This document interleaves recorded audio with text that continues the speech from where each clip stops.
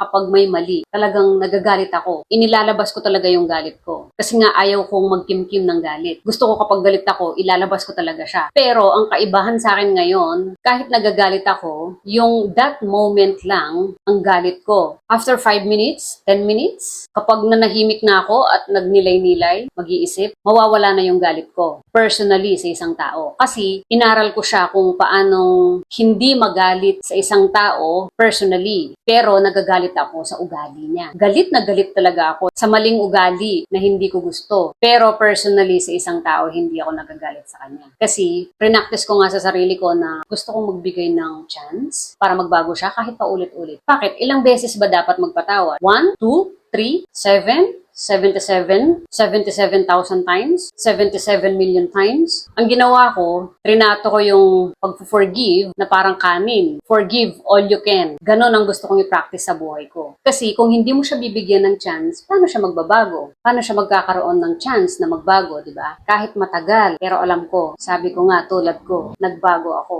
Kaya naniniwala ako kahit sino man na paulit-ulit ang pagkakamali, kayang magbago. Darating ang araw na marirealize niya ang kanyang mga pagkakamali. Kaya palagi kang magbigay ng chance and forgiveness para mag-enjoy ka sa buhay. So, pwede kang magalit sa ugali na lang, wag personal. Kayang-kaya yun kasi ako nga, nakaya ko, di ba? Kaya excited ako na matutunan mo yun. Kasi napakasarap sa pakiramdam ng nagpapatawad at nagbibigay ng chance sa ibang tao. Lalo na kung sa family mo pa, o yung mga malalapit na tao sa'yo.